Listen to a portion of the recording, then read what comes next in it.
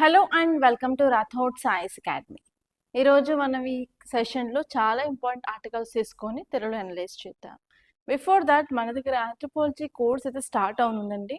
మీరు కనుక anthropology course తీసుకోవాలనుకున్నట్లయితే యూ కెన్ జాయిన్ హియర్. మన దగ్గర బోత్ ఆన్లైన్లో అండ్ ఆఫ్లైన్లో అవైలబుల్గా ఉంది. And both paper 1 and paper 2 నేనే డీల్ చేస్తాను. ఈచ్ అండ్ ఎవ్రీ టాపిక్ నేనే చెప్తాను with diagrams, with flow charts, with case studies and lots of ఎగ్జాంపుల్స్తో పాటు కేస్ స్టడీస్ కూడా ఇక్కడ చెప్పడం జరుగుతుంది. And everything like biology part అయితే చాలా క్లియర్గా చెప్పడం జరుగుతుంది, ఎందుకంటే ఆమె డాక్టర్ కాబట్టి I deal with each and every topic in detail related to biology. మీరు బయాలజీ గురించి బాధపడుతున్నట్లయితే ఆర్ ఎల్స్ లైక్ టెన్షన్గా ఉన్నట్లయితే don't feel tensed. For sure I will clear each and every concept 100%. So మీరు ఈ కోర్స్ గురించి ఇంకేమైనా క్వైరీస్ ఉన్నట్లయితే please to contact us on this number 8074765513. Don't forget. Okay, మన దగ్గర బోత్ ఆన్లైన్లో అండ్ ఆఫ్లైన్లో అవైలబుల్గా ఉంది. సో ఇక్కడ మనం ఫస్ట్ ఆర్టికల్ చూసినట్లయితే టైటిల్ ఏం చెప్తుంది? Karnataka develops manual to establish child centric village communities in state. So ఇక్కడ ఈ టైటిల్లో మనం చూడాల్సింది ఏంటి కీవర్డ్ అంటే చైల్డ్ సెంట్రిక్ విలేజ్ కమ్యూనిటీస్ అంటే ఏంటో తెలుసుకోవాలి. అసలు ఈ మాన్యువల్ ఏంటి, కర్ణాటక స్టేట్ ఎందుకు దీన్ని డెవలప్ చేసింది, దీనివల్ల మనకు వచ్చే అడ్వాంటేజెస్ ఏంటి అని చూసుకోవాలి. సో నార్మల్గా మనం చిల్డ్రన్ గురించి ఎక్కడ చదువుకుంటాము? సొసైటీ అండ్ సోషల్ ఇష్యూస్లో మనకు చిల్డ్రన్ వల్నరబుల్ సెక్షన్ కింద చదువుకుంటాం. అండ్ దాంతోపాటు మనం ఫండమెంటల్ రైట్స్లో అలాగే పాలిటీలో right to education act. Okay, so మనం చాలా చోట్ల చిల్డ్రన్ గురించి చదువుకుంటాం. So this is part of governance అని చెప్పొచ్చు, పాలిటీ అని చెప్పొచ్చు, అండ్ అలాగే సొసైటీ అండ్ సోషల్ ఇష్యూస్ అని చెప్పొచ్చు. సో ఇక్కడ ఈ ఆర్టికల్ ఏం చెప్తుంది అంటే కర్ణాటక గవర్నమెంట్ ఒక మాన్యువల్ డెవలప్ చేసింది. ఆ మాన్యువల్ ద్వారా ఆ ఏరియాలో ఉన్న పిల్లల యొక్క రైట్స్ని వాళ్ళు ప్రొటెక్ట్ చేయడానికి ట్రై చేస్తున్నారు. సో అసలు ఆ మాన్యువల్ ఏంటి, ఆ మాన్యువల్ ఏముందో క్లియర్గా చూద్దాం. సో ఆ మాన్యువల్ ఏంటి అంటే ఇది సిస్టమిక్ గైడ్లైన్స్ అనేది ఇస్తుంది. ఫర్ హూమ్ అంటే గ్రామ పంచాయత్ అఫీషియల్స్కి, ప్రెసిడెంట్స్కి, మెంబర్స్కి, స్కూల్ టీచర్కి, పోలీస్ ఆఫీషియల్స్కి అండ్ ఇండివిజువల్స్కి ఎవరైతే డైరెక్ట్గా కానీ ఇండైరెక్ట్గా కానీ చిల్డ్రన్తో వర్క్ చేస్తున్నట్లయితే వాళ్ళకి ఈ మాన్యువల్ అనమాట. ఓకే, ఈ మాన్యువల్ ఎలా తయారు చేస్తారు అంటే ఒక సక్సెస్ఫుల్ మోడల్ని తీసుకొని బెంగళూరులో ఒక అర్బన్ ఏరియాలో ఈ సక్సెస్ఫుల్ అయిన మోడల్ని తీసుకొని దాని ప్రకారంగా ఈ మాన్యువల్ని తయారు చేయడం జరిగింది. సో ఈవెన్ ఈ మాన్యువల్ తయారు చేసేటప్పుడు చైల్డ్ ఎక్స్పర్ట్స్ని కూడా వాళ్ళు కన్సల్ట్ అయ్యి వాళ్ళ యొక్క రికమెండేషన్స్ తీసుకొని చేశారు. అసలు ఏమేమి గైడ్లైన్స్ ఉన్నాయి అంటే సో 100% ఎన్రోల్మెంట్ అనేది మనకి ఉండాలి. అండ్ దాంతోపాటు ఓన్లీ ఎన్రోల్మెంట్ అంటే ఓన్లీ స్కూల్లో జాయిన్ అవ్వడమే కాదు, ఈవెన్ అటెండెన్స్ కూడా కంపల్సరీ అంగన్వాడీస్లో అలాగే ప్రీ స్కూల్స్లో అని చెప్పారు. అండ్ నెక్స్ట్ వన్ ఏంటంటే no child should be left out of school. And next వచ్చేసి చైల్డ్ లేబర్ని ప్రివెంట్ చేయడానికి ఈ మాన్యువల్ చాలా యూస్ఫుల్గా ఉంటుంది అన్నట్టు చెప్పారు. అండ్ నెక్స్ట్ ఇంపార్టెంట్ పాయింట్ వాళ్ళు ఫోకస్ చేసే దేని మీద అంటే హెల్త్ అండ్ న్యూట్రిషన్ మీద. సో వాళ్ళు ఏంటంటే 100% ఇమ్యునైజేషన్ని అచీవ్ చేయాలి అనుకుంటున్నారు. దాంతోపాటు రెగ్యులర్ హెల్త్ చెకప్స్ మన చిల్డ్రన్కి చేయాలి. So that no child is nourished అంటే మాల్ న్యూట్రిషన్ అనేది ఏ చైల్డ్లో చూడొద్దు. స్టంటింగ్ కానీ, వేస్టింగ్ కానీ, ఒబేసిటీ కానీ ఎక్కడా ఉండకూడదు. సో పిల్లలు అనేది చాలా హెల్తీగా ఉండాలి. వాళ్ళకి రోగ నిరోధక శక్తిని మనం ఇంప్రూవ్ చేయడానికి వ్యాక్సిన్స్ కంపల్సరీ అన్నట్టు వాళ్ళు సెకండ్ పాయింట్ పైన ఫోకస్ చేస్తున్నారు. అండ్ థర్డ్ పాయింట్ వచ్చేసి హార్మ్ఫుల్ ప్రాక్టీసెస్ నుంచి మనం ప్రొటెక్ట్ చేయాలి. లైక్ చైల్డ్ మ్యారేజెస్ నుంచి, చైల్డ్ లేబర్ నుంచి అండ్ ఈవెన్ టీనేజ్ ప్రెగ్నెన్సీస్ నుంచి మనం వాళ్ళని ప్రొటెక్ట్ చేయాలి. దానికోసం ఏంటంటే అవేర్నెస్ క్యాంపెయిన్స్ని మనం క్రియేట్ చేయాలి. ఎస్పెషలీ ప్రోగ్రామ్స్ ఫర్ చిల్డ్రన్ కానీ, టీచర్స్ కానీ, అలాగే పేరెంట్స్కి కానీ ఇవన్నిటిలో మనం ఇంక్లూడ్ చేసి ప్రాపర్గా అవేర్నెస్ క్యాంపెయిన్స్ తీసుకురావాలి అన్నట్టు చెప్పడం జరిగింది. అండ్ నెక్స్ట్ వచ్చేసి పిల్లలకి లెర్నింగ్ అండ్ రీక్రియేషన్ యాక్టివిటీస్ కోసం లైబ్రరీస్ని మనం ఎస్టాబ్లిష్ చేయాలి. అలాగే పిల్లలకి గేమ్స్, కంప్యూటర్ స్కిల్స్ కూడా ప్రొవైడ్ చేయాలి అన్నట్టు కూడా ఈ మాన్యువల్లో చెప్పడం జరిగింది. సో దీని అసలు ఎందుకు ఈ ఇనిషియేటివ్ తీసుకొచ్చారు అంటే మనకు పర్సిస్టెంట్గా రూరల్ ఏరియాస్లో ఉన్న ప్రాబ్లమ్స్ ఏంటంటే స్కూల్ డ్రాప్అవుట్స్ అవుతూ ఉన్నారు, చైల్డ్ లేబర్ ఉంది, మాల్ న్యూట్రిషన్ ఉంది, ఇమ్యునైజేషన్ సరిగ్గా లేదు, even child marriages and teenage pregnancies అనేవి కంటిన్యూగా మనకి రూరల్ ఏరియాస్ జరుగుతున్నాయి. కాబట్టి వీటిని ప్రివెంట్ చేయడానికి ఈ మాన్యువల్ కర్ణాటక గవర్నమెంట్ తీసుకురావడం జరిగింది. అండ్ నెక్స్ట్ వచ్చేసి మనం లోకల్ గవర్నెన్స్ని కూడా ఇంప్రూవ్ చేయడానికి ఇది చాలా యూస్ఫుల్గా ఉంటుంది అన్నట్టు చెప్పడం జరిగింది. అండ్ నెక్స్ట్ వచ్చేసి ఈ పాలసీ అనేది నేషనల్ లెవెల్లో ఉన్న పాలసీస్తో కూడా అలైన్ అవుతుంది.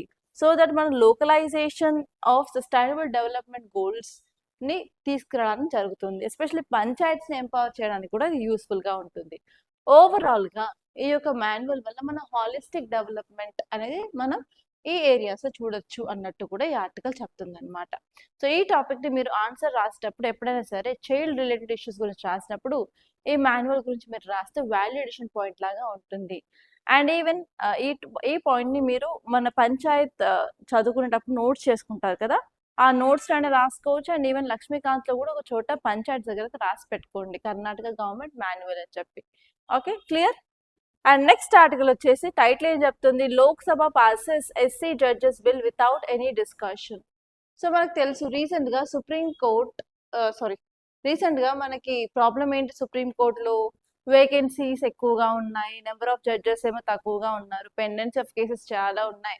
ఆ పెండెన్సీ ఆఫ్ కేసెస్ని క్లియర్ చేయాలి అంటే ఫర్ షూర్ మనకి ఎక్కువ నెంబర్ ఆఫ్ జడ్జెస్ అవసరం అని చెప్పి చాలా సందర్భాల్లో మనం చెప్పుకున్నాం కదా. సో ఇక్కడ ఈ ఆర్టికల్ ఏం చెప్తుంది అంటే రీసెంట్గా మన ప్రెసిడెంట్ ఆర్డినెన్స్ ఆర్టికల్ 123ని యూజ్ చేసుకొని ఆర్డినెన్స్ని పాస్ చేసింది. ఆర్డినెన్స్ ఏంటంటే సింపుల్గా మన హౌసెస్ సెషన్లో లేనప్పుడు ఇన్ కేస్ ఏదైనా చట్టం చేయాల్సి వచ్చినప్పుడు ఎమర్జెన్సీలో, సో అప్పుడు మనకి ప్రెసిడెంట్కి అలా గవర్నర్కి ఎక్సెప్షనల్ పవర్స్, డిస్క్రిషనరీ పవర్స్ ఉంటాయన్నమాట. ఆ పవర్లో ఒకటి ఏంటంటే article 123 for president, article 213 for governor. వాళ్ళు ఆర్టికల్ని యూజ్ చేసుకొని లాస్ని చేస్తారనమాట. అలాగే రీసెంట్గా మన ప్రెసిడెంట్ కూడా ఆర్టికల్ 123ని యూజ్ చేసుకొని స్ట్రెంగ్త్ని 34 నుంచి 37కి, అంటే 33 జడ్జెస్ ప్లస్ 1 CJIని కాస్త 37 జడ్జెస్ ప్లస్ 1 CJI, అంటే 34 to 38 ఇంక్రీజ్ చేయాలని ఒక ఆర్డినెన్స్ తీసుకొచ్చిందనమాట. సో ఆర్డినెన్స్ తీసుకొచ్చిన తర్వాత హౌసెస్ అయితే ఎప్పుడైతే సెషన్లో ఉంటాయో అప్పుడు దాన్ని పాస్ చేయాల్సి ఉంటుంది మన పార్లమెంట్లో. సో ఇప్పుడు మనకు మాన్సూన్ సెషన్ నడుస్తుంది కదా, సో ఇప్పుడు ఆర్డినెన్స్ని ప్రవేశపెట్టారనమాట లోక్సభలో ఎలాంటి డిస్కషన్ లేకుండా ఫైనల్గా ఈ బిల్ అనేది పాస్ అయింది.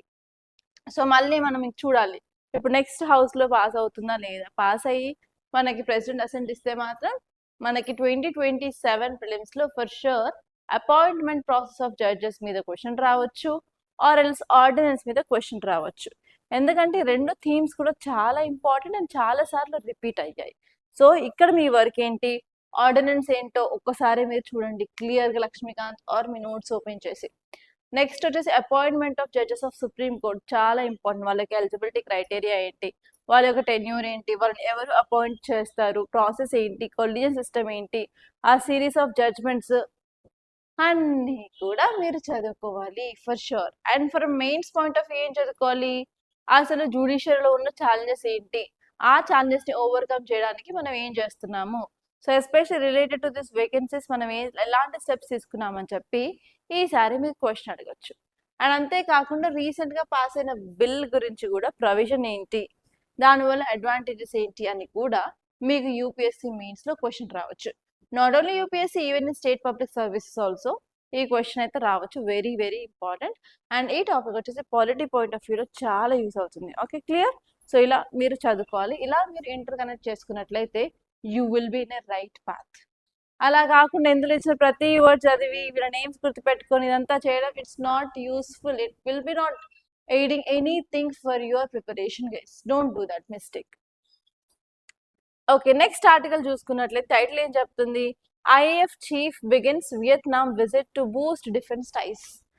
సో ఇక్కడ ఇండియా అండ్ వియత్నాం గురించి మాట్లాడుతున్నారు. ఇండియా వియత్నాం రిలేషన్స్ ఏ సబ్జెక్ట్ చదువుకుంటాము, మనకి GS పేపర్ 2లో ఇంటర్నేషనల్ రిలేషన్స్ ఉంటుంది కదా, సో అక్కడ మనం ఇండియా వియత్నాం రిలేషన్స్ గురించి చదువుకుంటాం.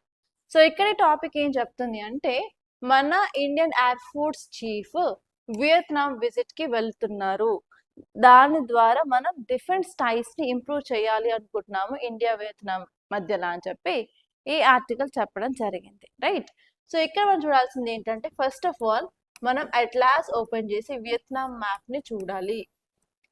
వియత్నాం ఎక్కడుంది, చుట్టుపక్కల ఉన్న కంట్రీస్ ఏంటి, రివర్స్ ఏమైనా బార్డర్లో ఉన్నాయా, ఏమైనా వాటర్ బాడీస్ ఉన్నాయా, అది చాలా ఇంపార్టెంట్.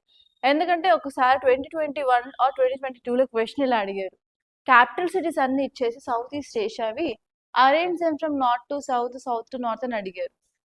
సో అలాంటి క్వశ్చన్స్ వచ్చినప్పుడు sometimes we can leave, we should not take any chance. కానీ ఇన్ కేస్ అది ఈజీ క్వశ్చన్ అయింటే మాత్రం వదిలేయడం కష్టం కదా. సో అలా చెప్తున్నాను. సో మీరు మాత్రం క్లియర్గా మ్యాప్ బేస్డ్ వర్క్ అయితే కంపల్సరీ మీరు చూసుకోవాలి. అట్లయితేనే మీకు కొంచెం ఐడియా అయితే వస్తుంది అనమాట. సో ఇక్కడ ఏంటి, డిఫరెంట్ స్టైల్స్ అంటున్నాం ఎవరి మధ్య, ఇండియా అండ్ వియత్నాం మధ్య. సో జస్ట్ చూసుకోండి అసలు రీసెంట్ పాస్ట్ లో ఏమైనా అగ్రిమెంట్ సైన్ చేశారా ఇండియా అండ్ వియత్నాం మధ్య. అందుకే మన డెలిగేట్స్ అక్కడికి వెళ్తున్నారా లేదా అని కూడా మీరు చూసుకోవాలి. ఇన్ కేస్ ఏమైనా అగ్రిమెంట్ సైన్ చేసినట్లయితే ఏంటి ఆ అగ్రిమెంట్, దాంట్లో ఉన్న ప్రొవిజన్స్ ఏంటో కూడా చూసుకోండి. అండ్ ఈ విజిట్ వల్ల మనకు వచ్చేది ఏంటి, మనకు ఒరిగేది ఏంటి, like what are the advantages అని కూడా మీరు చూసుకోవాలి. ఓకే, సో ఇప్పుడు మనం కంటెక్స్ట్ చూసినట్లయితే కంటెక్స్ట్ ఏం చెప్తుంది, విజిట్ లో ఉన్నారు అన్నట్టు చెప్పింది కదా. సో ఈ విజిట్ ఎప్పుడు అంటే ఆగస్ట్ 3rd మనకి ఈ రోజు నుంచే విజిట్ అనేది స్టార్ట్ అవుతుంది అనమాట, నిన్న విజిట్ స్టార్ట్ అయింది అనమాట. సో ఈ విజిట్ ఏం చేస్తుంది అంటే, ఈ విజిట్ మెయిన్ గా ఫోకస్ చేసేది review and expanding defence cooperation. Indian air force and Vietnam air force మధ్యలో కోఆపరేషన్ పెంచాలని చూసుకుంటున్నారు. అండ్ రీసెంట్ గా అయితే India Vietnam comprehensive strategic partnership agreement ని సైన్ చేసింది, అందులో భాగంగా వెళ్తున్నారు అని కూడా చెప్పడం జరిగింది. సో ఇప్పుడు మన రీజన్స్ ఏంటో క్లియర్ గా చూసుకున్నట్లయితే మే 2026 లో ఇండియా అండ్ వియత్నాం మధ్యలో enhanced comprehensive strategic partnership agreement అయితే సైన్ అయింది. అండ్ దీంతో ఏంటంటే మన ఇండియా అండ్ వియత్నాం మధ్యలో డిఫెన్స్ కోఆపరేషన్ కూడా ఒక పిల్లర్ లాగా ఉందన్నమాట. అండ్ నెక్స్ట్ వచ్చేసి ఇండియా వియత్నాం ఎయిర్ ఫోర్స్ కి ట్రైనింగ్ ఇస్తుంది. దేంట్లో అంటే for maintaining and flying of Sukhoi 30 fighter jets ని ఫ్లై చేయడానికి కూడా ఇండియా వియత్నాం కి ట్రైనింగ్ ఇస్తుంది. అండ్ అంతేకాకుండా ఇండియా ఈ supporting Vietnam related to submarines కానీ MiG-21 ఎయిర్ క్రాఫ్ట్ కానీ అలాగే కెపాసిటీ బిల్డింగ్ ప్రోగ్రామ్స్ కి కూడా ఇండియా సపోర్ట్ చేస్తుంది. సో దాని ద్వారా ఓవరాల్ గా మనం మరింత defence security, maritime security, defence industry, training, టెక్నాలజీని ఇంప్రూవ్ చేసుకోవడానికి అయితే ఓవరాల్ గా వీఆర్ మూవింగ్ ఫార్వర్డ్ అన్నట్టు ఈ ఆర్టికల్ చెప్పడం జరిగింది. సో దీనివల్ల ఇంపాక్ట్ ఏంటి అని చూసుకున్నట్లయితే ఓవరాల్ గా ఇండియా అండ్ వియత్నాం మధ్య ఉన్న bilateral relationship for sure improve అవుతుంది. అండ్ దాంతో పాటు మనకి డిఫెన్స్ కోఆపరేషన్ ఉంటుంది, technology advancement, and we are also focusing on improving of support to Vietnam and even proper గా రిలేషన్షిప్ మెయింటైన్ చేయడానికి కూడా ఇది యూస్ఫుల్ గా ఉంటుంది. ఓకే, సో ఇలా మనకు కొన్ని అయితే అడ్వాంటేజెస్ ఉన్నాయి, ఒకసారి అవి చూసుకోండి. అండ్ నెక్స్ట్ ఆర్టికల్ వచ్చేసి heat stress during pregnancy link to adverse birth outcome say study. So ఈ ఆర్టికల్ ఏం చెప్తుంది అంటే, హీట్ స్ట్రెస్ మన క్లైమేట్ చేంజ్ అవుతా ఉంది, దానివల్ల గ్లోబల్ వార్మింగ్ పెరుగుతూ ఉంది, దానివల్ల గ్లోబల్ అట్మాస్ఫియరిక్ టెంపరేచర్ కూడా పెరుగుతుంది. దానివల్ల ఏమవుతుందంటే నెగటివ్ ఇంపాక్ట్ ఎస్పెషల్లీ ప్రెగ్నెన్సీ వాళ్ళలో కనిపిస్తుంది. ఎందుకంటే నార్మల్ పీపులే ఎండలోకి వెళ్తే ఏమవుతుంది, ట్యానింగ్ పక్కన ట్యాన్ అవుతుంది కలర్ అని చెప్పి అది పక్కన పెడితే ఫస్ట్ ఆఫ్ ఆల్ డీహైడ్రేషన్ అవుతుంది. బాడీలో డీహైడ్రేషన్ అవ్వడం వల్ల బ్లడ్ లో ఉన్న వాటర్ కంటెంట్ తగ్గిపోతుంది, దానివల్ల బ్లడ్ అనేది థిక్ అవుతుంది. బ్లడ్ థిక్ అవుతున్నప్పుడు ప్రాపర్ గా మూవ్మెంట్ అనేది అవ్వదు, ఎందుకంటే మనం నిల్చున్నప్పుడు ఆల్వేస్ గ్రావిటేషన్ ఫోర్స్ అనేది మన డౌన్ కి యాక్ట్ చేస్తుంది. అంటే మన బాడీలో బ్లడ్ ఎలా సప్లై అవుతుంది, హార్ట్ పంప్ చేస్తే మనకి బ్లడ్ అని సప్లై అవుతుంది. సో బ్లడ్ అనేది మన హార్ట్ పైన ఉన్న ఆర్గన్స్ కి వెళ్ళాలి అండ్ హార్ట్ కింద ఉన్న ఆర్గన్స్ కి వెళ్ళాలి. కింద ఉన్న ఆర్గన్స్ అయితే ఈజీగా మనకి గ్రావిటేషనల్ ఫోర్స్ ఉంటుంది కాబట్టి it can flow. But heart పైన ఉన్న ఆర్గన్స్ కి బ్లడ్ అనేది పంప్ చేయాల్సి వచ్చినప్పుడు గ్రావిటేషనల్ ఫోర్స్ కి అగెయిన్స్ట్ గా మనం సప్లై చేయాలి. అట్లాంటప్పుడు ఎక్కువ ఫోర్స్ అవుతుంది అండ్ బ్లడ్ థిక్ అయినప్పుడు ఇట్ మే నాట్ గో. అందుకని ఏమవుతుంది, మన కళ్ళు తిరగడం, కళ్ళు తిరిగి పడిపోవడం, స్పృహ తప్పడం, సమ్ టైమ్స్ మనకి ఏంటంటే ఎక్సెసివ్ డిహైడ్రేషన్ అయినప్పుడు ఈవెన్ కోమాలోకి కూడా వెళ్తారు. That is the main reason, because the blood will move against or opposite to gravitational force kabatti. So especially in this pregnant woman aithe they will be having double burden, they have to supply blood to the baby also. And ante kaadu, even what is the function of this blood ante, even it will be eliminating the waste of the baby from the mother kidneys nunchi danni remove cheyalante blood plays a very important role. And if in case women ఎక్కువ heat stress areas లో ఉన్నట్లయితే compulsory వాళ్ళకి negative birth consequences అనేది face చేస్తున్నారు అని చెప్పి recent గా release చేసిన national family health services report లో చెప్పారు. సో అవేంటో క్లియర్ గా చూద్దాం. అండ్ ఈ టాపిక్ వచ్చేసి హెల్త్ పాయింట్ ఆఫ్ వ్యూలో గవర్నెన్స్ లో ఇంపార్టెంట్. ఓకే, సో ఇక్కడ ఏమి ఇచ్చారు అంటే రీసెంట్ గా నేషనల్ ఫ్యామిలీ హెల్త్ సర్వే ప్రకారం ఒక స్టడీని రిలీజ్ చేశారు. ఆ స్టడీ ఏంటంటే effect of extreme heat stress on adverse pregnancy outcomes అన్నమాట. సో ఇందులో చెప్పిన డేటా ప్రకారం అరౌండ్ 2 lakhs వరకు స్టడీస్ అయితే చేశారు, 2 lakhs ప్రెగ్నెన్సీ ఉమెన్ వరకు. అండ్ ఇందులో అరౌండ్ 29,000 కేసెస్లో లో బర్త్ వెయిట్, అంటే బేబీకి ఉండాల్సిన నార్మల్ వెయిట్ అరౌండ్ 2.5 kgs పైనే ఉంటారు కదా, సో అంతకంటే తక్కువ వెయిట్ అయితే రికార్డ్ అయింది.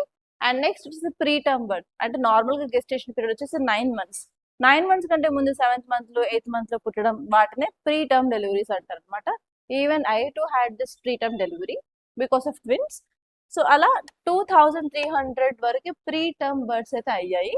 అండ్ నెక్స్ట్ వచ్చేసి స్టిల్ బర్డ్స్, అంటే ప్రాపర్గా గ్రోత్ అండ్ డెవలప్మెంట్ అయితే బేబీస్లో లేకుండా వాళ్ళు పుట్టినట్లయితే వాటిని స్టిల్ బర్డ్స్ అంటారు.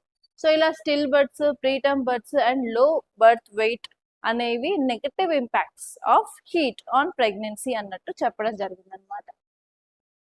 సో ఇక్కడ ఈ ఆర్టికల్ ఏం చెప్తుంది అంటే ఫస్ట్ ట్రైమినిస్టర్ లో హీట్ కి ఎక్స్పోజ్ అయినట్లయితే చాలా high risk of preterm birth అనేది అవుతాయి.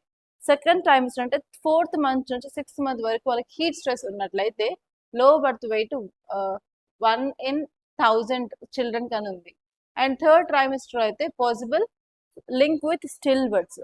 సో అలా మనకి డిఫరెంట్ ట్రైమిస్టర్లో హీట్ వేవ్ యొక్క ఇంపాక్ట్ డిఫరెంట్గా కనిపిస్తుంది. Especially pregnant women they have to be very careful అన్నట్టు ఇక్కడ చెప్పడం జరిగింది. Okay, and now let us see next article. ఇక్కడ మీరు టైటిల్ చూసినట్లయితే టైటిల్ ఏం చెప్తుంది, water bombing aircraft help Greece battle wild fires. So ఇప్పుడు గ్రీస్ లో wild fires or forest fires అవుతున్నాయి. సో దీన్ని ఫైట్ చేయడానికి ఇప్పుడు గ్రీస్ ఒక ఇంపార్టెంట్ ఎక్విప్మెంట్ ని యూజ్ చేస్తుంది. So I hope you can see image. So image లో ఏంటంటే ఒక ప్లేన్, ఆ ప్లేన్ నుంచి వాటర్ ని వాళ్ళు స్ప్రే చేస్తున్నారు ఫ్రమ్ ఎయిర్. సో వీటిని వాటర్ బాంబింగ్ ఎయిర్ క్రాఫ్ట్స్ అంటారు. సో దీనిపైన మీకు క్వశ్చన్ రావచ్చు, consider following statements regarding water bombing air crafts అని చెప్పేసి కింద స్టేట్మెంట్స్ ఇచ్చేసి ఏవి కరెక్ట్ ఏవి ఇన్కరెక్ట్ అని అడగచ్చు. సో ఇక్కడ మనం ఏం చేయాలి, అసలు వాటర్ బాంబింగ్ ఎయిర్ క్రాఫ్ట్స్ ఏంటో చూసుకోవాలి. దాని తర్వాత ఇప్పుడు గ్రీస్ లో వైల్డ్ ఫైర్స్ ఎందుకు అవుతున్నాయి, దాని వెనకాల ఉన్న రీజన్స్ ఏంటో తెలుసుకోవాలి. ఎవ్రీ ఇయర్ మనకి ఇండియాలోనే కాకుండా అదర్ పార్ట్స్ ఆఫ్ కంట్రీలో ఫారెస్ట్ ఫైర్స్ ఉంటూనే ఉంటాయి బికాస్ ఆఫ్ లోకల్ విండ్స్. మీరు ఈ కన్సెప్ట్ ఎక్కడ చదువుకుంటారు అంటే వరల్డ్ జోగ్రఫీలో క్లైమటాలజీ పార్ట్లో local winds, hot winds, cold winds, అక్కడ ఈ టాపిక్ లో మీరు చదువుకుంటారు. హాట్ విండ్స్ ఉన్నప్పుడు ఆ hot winds very high speed తో మనకి ఫ్లో అయినప్పుడు కూడా మనకి వైల్డ్ ఫైర్స్ వస్తూ ఉంటాయి. ఎస్పెషల్లీ కాలిఫోర్నియాలో శాంటా అన్న వల్ల వైల్డ్ ఫైర్స్ ఉంటూనే ఉంటాయి. And even Australian bush fires, recent గా మనం అమెజాన్ ఫారెస్ట్ ఫైర్ గురించి ఒక రిపోర్ట్ చదువుకున్నాము. అండ్ ఇప్పుడు మళ్ళీ గ్రీస్ లో, అండ్ ఇండియాలో ఎప్పుడు అవుతూనే ఉంటాయి. Keep aside with India because we are well వర్డ్స్ అబౌట్ ఇండియా. కానీ అదర్ కంట్రీస్ లో జరుగుతున్నాయి కూడా మీకు తెలిసినట్లయితే ఓవరాల్ గా మీరు ఆన్సర్ రైటింగ్ లో మీరు దాన్ని వాల్యూ ఎడిషన్ కింద మీరు యాడ్ చేసుకుంటారు. Okay, now let us see about this water bombing air crafts. అవి ఏంటో ఎలా వర్క్ చేసే ఎవ్రీథింగ్ తెలుసుకుందాం. So water bombing air craft అనేది ఇవి ప్లేన్స్ కానీ హెలికాప్టర్స్ కానీ వాటిని ఎలా డిజైన్ చేశారు అంటే వాటర్ ని క్యారీ చేసి వాటర్ ని లార్జ్ వాల్యూమ్స్ లాగా స్ప్రింకిల్ చేసే విధంగా దాన్ని డిజైన్ అయితే చేశారనమాట. నార్మల్ గా ఇప్పుడు గ్రీస్ లో వాళ్ళు ఏం యూజ్ చేస్తున్నారంటే క్యాండియర్ CL415 ప్లేన్స్ ని యూజ్ చేస్తున్నారు. దాని మీద కూడా మీకు క్వశ్చన్ రావచ్చు, క్యాండియర్ CI415 అది ఏంటి అని చెప్పి. ఇది ఏంటంటే వాటర్ బాంబింగ్ ఎయిర్ క్రాఫ్ట్. దాన్ని యూజ్ చేస్తాం. అవి ఏం చేస్తాయంటే పక్కన ఉన్న సీస్ లో కానీ లేక్ లో కానీ వాటర్ ని స్క్వీజ్ చేసి అవి లార్జ్ అమౌంట్ లో స్టోర్ చేసుకొని ఎక్కడైతే మనం స్ప్రే చేయాలో అక్కడే మనం ఈజీగా పైన ఎయిర్ నుంచి మనం గ్రౌండ్ మీదకి స్ప్రే చేయొచ్చు. అండ్ నెక్స్ట్ వచ్చేసి ఇక్కడ మనం thousands of litres of water ని ప్రిసైజ్ లొకేషన్ లో అసలు ఎలాంటి డిఫికల్టీ లేకుండా మనం స్ప్రే చేస్తాం. ఎందుకంటే గ్రౌండ్ లెవెల్లో క్రూ ఆ ఏరియాకి రీచ్ అవ్వలేనప్పుడు will use this kind of water bombing aircrafts. Okay, so ఇప్పుడు రీజన్స్ ఏంటి, అక్కడ వైల్డ్ ఫైర్స్ ఎందుకు అవుతున్నాయి గ్రీస్ లో చూసుకున్నట్లయితే ఆల్వేస్ డిజాస్టర్ మేనేజ్మెంట్ లో మనకు 2 రకాల రీజన్స్ ఉంటాయి. ఫస్ట్ వచ్చేసి మనకి న్యాచురల్ కాసెస్, సెకండ్ వచ్చేసి man made causes. Natural causes ఏంటి అంటే ఫస్ట్ వచ్చేసి క్లైమేట్ చేంజ్ అవుతా ఉంది, మనకి ఈసారి డ్రై సమ్మర్సే ఉన్నాయి, దానివల్ల డ్రై వెజిటేషన్ ఎక్కువగా అయిపోయింది. అండ్ ఈవెన్ స్ట్రాంగ్ గా విండ్స్ అయితే హాట్ విండ్స్ బ్లో అవుతున్నాయి. హాట్ విండ్స్ బ్లో అయినప్పుడు కూడా for sure what happen, friction వచ్చేసి స్పార్కిల్స్ ఆఫ్ లైట్ వచ్చేసి మనకి వైల్డ్ ఫైర్స్ అనేవి వచ్చే ఛాన్స్ ఉంటుంది. అండ్ నెక్స్ట్ వచ్చేసి హ్యూమన్ కాసెస్. హ్యూమన్ కాజెస్ ఏంటి, ఎక్స్పర్ట్స్ ఏమంటున్నారంటే 95% ఈ వైల్డ్ ఫైర్ ఇన్ గ్రీస్ కి కారణం మ్యానే అని చెప్తున్నారు. ఎందుకు అని చూసుకున్నట్లయితే humans are known for negligence. Even మనం చేసేది అదే కదా, నెగ్లిజెన్స్. సో దానివల్ల ఏమవుతుంది, ఎలక్ట్రికల్ ఇన్ఫ్రాస్ట్రక్చర్ ఏమైనా ఫాల్టీగా ఉన్న అక్కడ స్పార్కిల్స్ వస్తాయి, agriculture burning or shifting cultivation, and even discarded cigarettes, దాంతోపాటు మనం క్యాంప్ ఫైర్కి వెళ్ళి అలాగే వదిలేసి రావడం. సో అలాంటి యాక్టివిటీస్ వల్ల స్పార్క్స్ ఎక్కడైతే వస్తాయో దానివల్ల వైల్డ్ ఫైర్స్ అనేవి వచ్చే ఛాన్స్ ఉంటుంది. అండ్ నెక్స్ట్ వచ్చేసి లాంగ్ టర్మ్ ఇష్యూస్ ఏంటి అంటే పువర్ ఫారెస్ట్ మేనేజ్మెంట్, మనం రూరల్ ఏరియాస్ని అలాగే వదిలేయడం, ఓకే, మనం ప్రాపర్గా వెజిటేషన్ని మెయింటైన్ చేయలేకపోవడం ఆ ఏరియాస్లో. ఓకే, సో అలాంటి ప్రాబ్లమ్స్ వల్ల కూడా మనకి వైల్డ్ ఫైర్స్ అయితే వస్తాయి. అండ్ ఇప్పుడు గ్రీస్ వైల్డ్ ఫైర్స్లో మేజర్గా కాంట్రిబ్యూషన్ వచ్చేసి హ్యూమన్ కాజెసే అన్నట్టు ఇక్కడ ఈ ఆర్టికల్లో క్లియర్గా చెప్పారు. ఓకే, సో నెక్స్ట్ ఆర్టికల్ వచ్చేసి మనకి ఎడిటోరియల్ పేజ్లో ఇంకా 3 ఆర్టికల్స్ ఉన్నాయి. ఒకటి ఏంటంటే ఫీఫా వరల్డ్ కప్ గురించి జస్ట్ నేను మీకు చెప్పాను ఏమేమి నోట్ చేసుకోవాలని చెప్పి, జస్ట్ అదొక్కసారి మీరు రివైజ్ చేసుకోండి, ఎవరు గెలిచారు, ఎవరి మీద గెలిచారు, స్కోర్ ఆర్ ఎల్స్ ఎన్ని చేంజెస్ ఫిఫాలో చేసినవి ఉన్నాయా, అదొక్కటి. అండ్ నెక్స్ట్ వచ్చేసి మనం రీసెంట్గా బర్త్ అండ్ డెత్ రిజిస్ట్రేషన్ గురించి చదువుకున్నాం. మ్యాండేటరీగా 21 డేస్లో రిజిస్ట్రేషన్ చేయాలి అన్నట్టు చదువుకున్నాం కదా. సో ఆ ఆర్టికల్ గురించి వచ్చింది. అండ్ నెక్స్ట్ ఇంకొక ఆర్టికల్ వచ్చింది, దాని గురించి మనం ఆల్రెడీ ఎన్నోసార్లు చదువుకున్నాం, దాంట్లో క్రిటికల్ మినరల్స్. అసలు క్రిటికల్ మినరల్స్ అంటే ఏంటి, వాటి వల్ల అడ్వాంటేజెస్ ఏంటి, ఎగ్జాంపుల్స్ ఏంటి, ఎందుకు అవి ఇంపార్టెంట్, జస్ట్ ఆ ఒక్కసారి మీరు చూసుకున్నట్టే సరిపోతుంది. ఈ ఆర్టికల్స్ కాకుండా 3 ఎడిటోరియల్స్ ఉన్నాయి, already we discuss that many times. So because of this already మీకు నేను నోట్స్లో ఏమైతే ఇచ్చానో జస్ట్ అవి చదువుకుంటే సరిపోతుంది. ఓకే, సో ఇక్కడ ప్రిలిమ్స్ ప్రాక్టీస్ క్వశ్చన్స్ ఉన్నాయి, ఒకసారి చూడండి. With reference to water bombing aircrafts used in fighting forest fires, consider the following statements. First, it is water bombing aircrafts are designed to drop water or fire retardants over wildfire affected areas. And next, it is ambitious water bombing aircraft can scoop water directly from lakes, reservoirs or seas without landing at an airport. And next one is helicopters can also be used for aerial firefighting using suspended water buckets. Next, it is a water bombing aircrafts are effective only in extinguishing fires completely and has no role in slowing fire spread. So ఇందులో క్లియర్గా మీరు చదివినట్లయితే ఏ తప్పు ఉందో statement తెలుస్తుంది. దాన్ని బట్టి option correct option ఏంటో కింద కమెంట్లో చెప్పండి, అస్సలు మర్చిపోవద్దు. ఓకే, నెక్స్ట్ ఆర్టికల్ వచ్చేసి with reference to the appointment of judges of supreme court of India, consider the following statements. ఏమిచ్చారు, supreme court judges are appointed by the president of India. Next వచ్చేసి the constitution originally provided for collegium system. And next chief justice of India appointed by the president. Recommendation of collegium has evolve through supreme court judgments. చాలా simple question, and ఇలాంటి questions చాలా అయితే అడిగారు UPSC ప్రిలిమ్స్లో. ఒకసారి దాన్ని చూసుకొని కింద కమెంట్లో అయితే ఆన్సర్ అయితే చెప్పండి. That's all guys, by this and concluding.